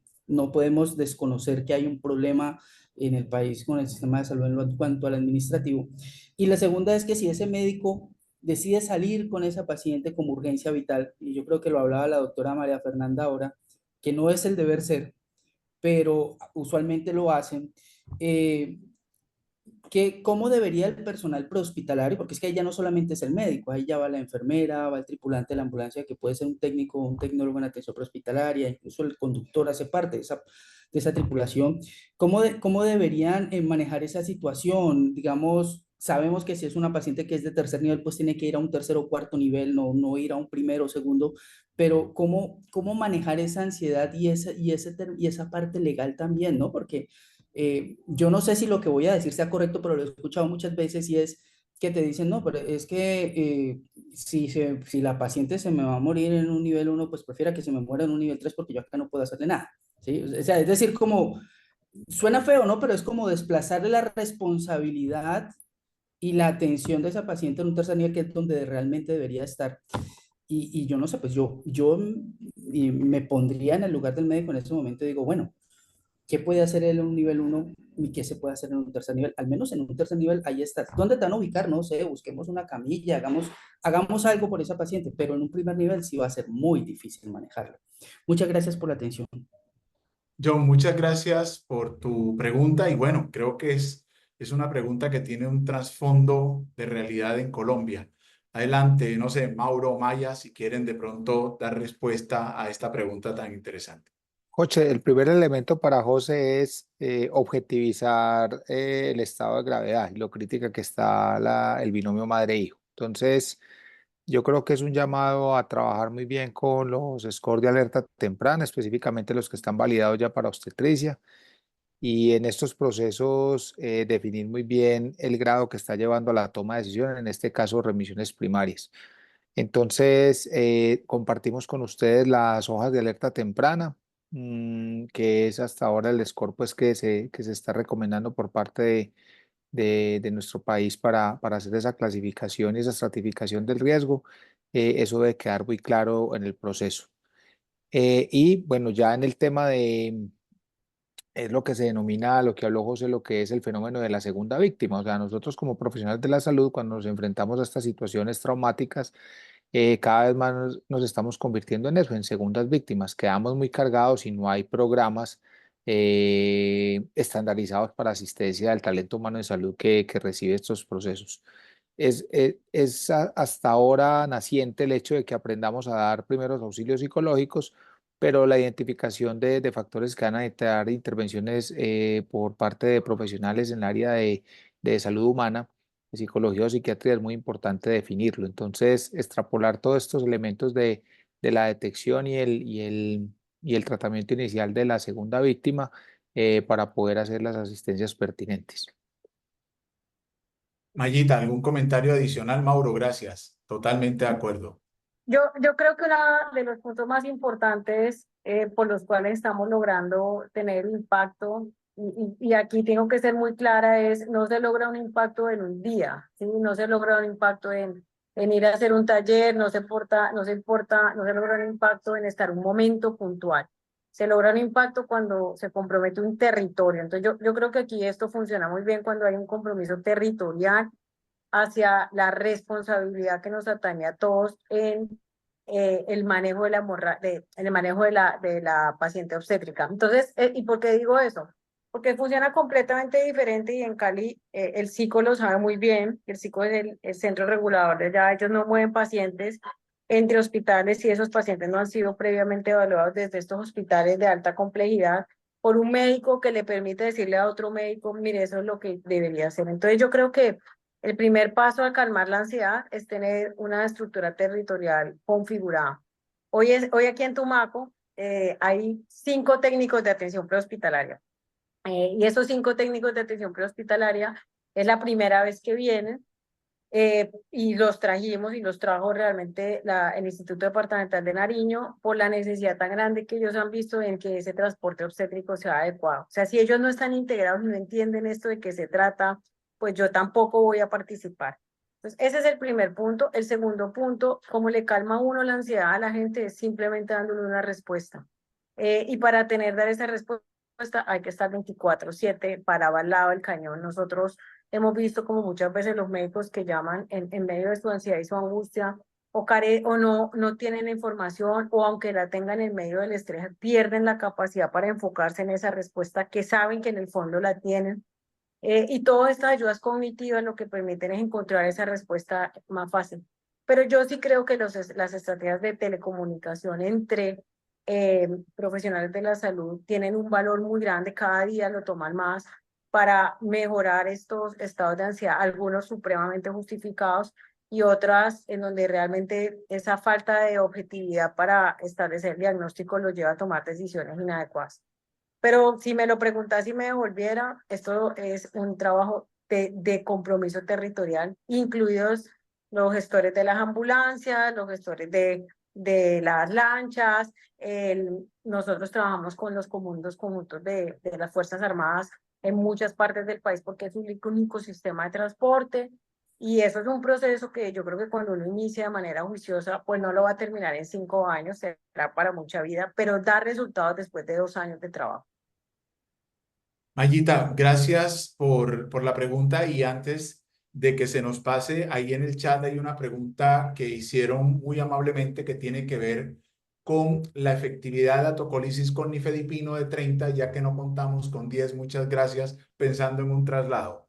Para los obstetras del grupo, Mario, Mayita, pregunta. No, pues la evidencia se hizo con 10.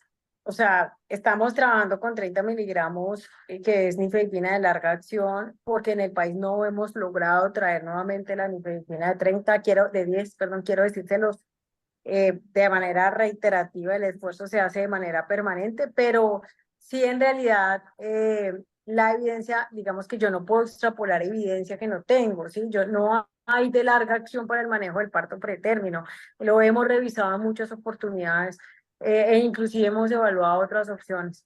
Pero desafortunadamente, y creo que vamos a terminar el 2024 sin poder traerla, no podría darte una respuesta de cuál es la efectividad precisa evaluando esto, eso no, yo no la tengo. Creo que eso no tiene El respuesta. mismo problema, del mismo problema de la no existencia de nifedipina de 10 lo tenemos en Uruguay, en Argentina, en Brasil, porque lo dejaron de fabricar porque no era negocio. Entonces los fabricantes es muy difícil conseguirlo. Nosotros hemos llegado a utilizar, si bien, como dice Fernanda, no hay evidencia, pero quizá la única indicación que pueda haber de tocolisis con beta 2 pueda llegar a ser esta en el traslado, porque además aparte o sea, nosotros habitualmente usamos fenoterol, pero se puede usar salbutamol o se puede usar otros, porque eso lo podemos regular la velocidad del goteo. Si bien no es aconsejable la utilización de fenoterol y lo que aconsejable es utilizar nifedipina. Pero en el traslado, como es una cosa corta y como además aparte la nifedipina que tenemos también nosotros es de larga acción, quizá pueda llegar a ser aceptable sin demasiada evidencia utilizar algún beta 2 en el traslado, pero sabemos que nos exponemos a duras críticas diciendo esto. No, muchas gracias, Mario. Estamos llegando al final, ya estamos en el cierre. Voy a darle la oportunidad a Darly para que de manera muy puntual, Darly, nos hagas una pregunta muy breve, por favor, para nuestros panelistas. Y gracias por estar con nosotros. Buenas tardes, del Hospital San José de Popayán, Cauca. Pues solo quería exponer una situación que vivimos acá, que es el tema de las movilizaciones sociales. Este año hemos vivido muchísimas y hemos tenido cierre total de las vías. Hemos tenido casos de maternas que no hemos podido trasladar a cuarto nivel porque no ha habido poder humano. Realmente acá el CRUE pues no ha podido articular que se respete la misión médica, ni pasando las ambulancias por las vías alternas que son terribles, son destapadas. Se ha logrado hacer eso, se ha pedido apoyo de las aseguradoras pues para un traslado aéreo. Realmente esa parte es muy preocupante que se vive aquí en Popayán porque no cierran las vías y es constante. Este año ha sido una cosa desesperante y no podemos garantizar ese traslado a los cuartos niveles del valle. Entonces, pues quería como dar a conocer esa situación que realmente pues es preocupante para el departamento. Darly, muchísimas gracias por compartir su comentario y bueno, lo hemos vivido creo que todos en una u otra medida. Es la realidad en la que desafortunadamente nos encontramos en muchos de nuestros municipios. Y bueno, tú lo estabas comentando ahora, Mayita, no sé si tienes algún comentario adicional, pero es una realidad que lastimosamente se está dando en muchísimas partes de nuestro país. Darly, no, súper, gracias por comentarlo, Sí. súper conscientes somos todos en este momento de la realidad de las movilizaciones sociales de todo tipo. De alguna manera, lo que sí les estamos pidiendo a todos es que lo hagamos visible, es decir, a veces no nos alcanzamos a dar cuenta de todo lo que está pasando. Hemos tenido que hacer cosas como pararse una ambulancia a un lado y la otra al otro lado de la movilización y sacar pacientes entre las áreas de bloqueo, que es una locura, pero digamos que ha sido lo único que hemos logrado hacer. Entonces, sí sería como, y aquí digamos que ya nuestros datos son públicos. Estamos pendientes de de que podamos hacer. Y lo otro que es muy difícil es que el transporte aéreo en Popayán es difícil por el aeropuerto, ¿no? O sea, es que el aeropuerto se cierra con cierta frecuencia. Entonces, uno de los problemas más grandes que tenemos es en territorios donde Manizales, Popayán, inclusive hasta Ibagué en algunas oportunidades, tienen unos cierres periódicos, pero sí, especialmente Popayán y Manizales. Entonces, pues a mí yo lo que invitaría es, sea la Secretaría de Salud Departamental del Cauca o la municipal, el mismo hospital, que conozco muy bien todo lo que hacen, Xiomara, que seguramente estará acá conectada, pues la idea sería como tratar de que nos pudiéramos hablar sobre esos casos en el momento preciso para ver de manera pragmática cómo solucionar. Hemos tenido que ir a zonas de conflicto a tener que hablar con las movilizaciones.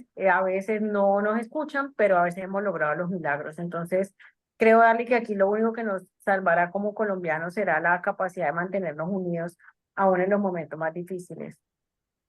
Mayita, muchas gracias por esas palabras. Quiero cerrar haciendo una pregunta abierta a todo el panel y sería, ¿cómo ven el futuro de los traslados en el escenario crítico obstétrico con el advenimiento de estrategias de transformación digital como la inteligencia artificial, machine learning y todas estas herramientas que hoy por hoy cada vez más se están integrando a nuestra práctica rutinaria? La hago abierta a los panelistas, a cualquiera que considere que tiene algún comentario que hacer. Oche, es Tenemos esa... viable, Adelante, Mauro. es viable, se debe considerar, digamos que ayudaría en muchos de los problemas que tenemos con el tema de comunicación y pienso que es muy duro trabajar en disrupciones tecnológicas cuando la base no está clara. Pero también esas disrupciones tecnológicas nos ayudan como a solucionar dificultades precisamente porque no tenemos lo básico resuelto. Entonces, en conectividad y en otros elementos asociados al tema de barreras geográficas y problemas en la comunicación y el aislamiento por conflicto armado, creo que pueden tener un rol muy importante y en teleasistencia. Mauro, gracias. Machine Learning ya lo estamos usando, por ejemplo, con la geolocalización de los móviles. Nosotros sabemos cuál es el camino más corto para llegar de un lado a otro, o sea, cuál es el camino que va a ser más rápido, y eso se puede ir utilizando, y además aparte, por más que nosotros digamos no queremos, vamos a terminar utilizándolo, y la inteligencia artificial va a comandarnos muchas de las cosas que hacemos ahora, que las tenemos que pensar, ya van a estar definidas fácilmente por un sistema. Y la parte informática nos va a ayudar en todo esto, y yo creo que hay una cosa que es importante. Veo las dificultades locales, digo, nosotros somos muy chicos y no tenemos grandes accidentes geográficos, pero es muy importante tener un centro de comando, y un centro de comando que sepa las realidades de cada lugar y qué es lo que puede hacer. Y a mí me da la impresión que podrían llegar a utilizar en forma efectiva, tener equipos ya preestablecidos y que vaya el equipo al lugar donde es y acomode la situación como sistemas de rápida respuesta. Es una cosa, sin duda, digo, Maya mostraba claramente de que las cosas demoran años en hacerse, cosas más simples, pero tenemos que pensar en que tenemos que tender hacia eso. Yo sé que es una idea que puede llegar a ser considerada delirante, pero tener equipos de rápida respuesta obstétrica móvil pueden llegar a solucionar cosas en lugares donde no es viable solucionar de otra manera. Gracias, Mario. Muchas Y gracias. yo dejaría un comentario sobre esa pregunta porque creo, y me da pena, pero por la labor quijotesca que viene haciendo la doctora Escobar, y digo me da pena porque creo que esa labor quijotesca debe seguirse haciendo, conociendo todas las limitantes que hay, y la pregunta que surge de los bloqueos va de la mano con que la solución sería la inteligencia artificial y el aprendizaje automatizado. Sin embargo, creo que eso debe ir de la mano con el entrenamiento del recurso humano básico, y creo que la doctora Borre, en el escenario donde se encuentra, también podría establecer labores de red, de central de red, etcétera, con el doctor Rojas para responder a esas necesidades. El aprendizaje automatizado creo que va de la mano con la enseñanza básica a este recurso humano primario en el cual estamos muy limitados todavía. Hola, gracias Carmelo, pero a mí me parece que, o sea, me parece, no, estoy completamente de acuerdo en lo que estás diciendo. Y aquí quiero decirles algo, y es, nosotros hemos logrado, digamos, alcanzar una visibilidad, porque en realidad lo que hemos hecho se llama un modelo de innovación social en salud. Es decir, si aquí no le metemos innovación, no tenemos cómo impactar ni tenemos cómo repercutir, ¿cierto?, en las decisiones sociales que afectan nuestra prestación en el modelo que tenemos hoy en día. Entonces, creo que de base tenemos que seguir pensando en esas posibilidades y vincularlos. Ahora, ¿cuál es el problema más grande que tenemos en Colombia? Yo creo que no, el problema no es de recursos, inclusive no creo que sea de instituciones, el problema más grande que tenemos es la inequidad en el conocimiento. Entonces, si ante estrategias con inteligencia artificial, con machine learning, con lo que usted lo llame, yo puedo aumentar la capacidad en el conocimiento para que mi prestador que va a transportar a la paciente obstétrica tenga unas herramientas adecuadas de educación en línea, en red, oportunas, pues bienvenido sea. Y ahí yo quiero decirle a nosotros, no en el traslado, pero sí en preeclampsia, viendo que para que un paciente, para que un médico llame, tiene que superar su ego, sus limitaciones, su capacidad de comunicarse, ¿cierto? Su toma de decisiones oportunas. Hicimos una aplicación móvil con inteligencia artificial para toma de decisiones en preeclampsia. Y los resultados parciales son brutales. Es decir, después de que ellos hacen su ejercicio, ahí sí llaman y se comunican porque se sienten más seguros, no de ser juzgados, ¿cierto? No de que, ay, estoy llamando porque no sé nada, sino, venga, yo ya sé, pero yo quiero corroborar. Y entonces yo creo que darle esas herramientas a la gente en transporte es importantísimo para que sea más fácil, nos comprometa menos el ego y podamos trabajar. Entonces, la innovación social se construye pensando diferente, haciendo cosas, invirtiendo en esto, que creo que es lo que nos va a salvar y es poner la educación al servicio de todos.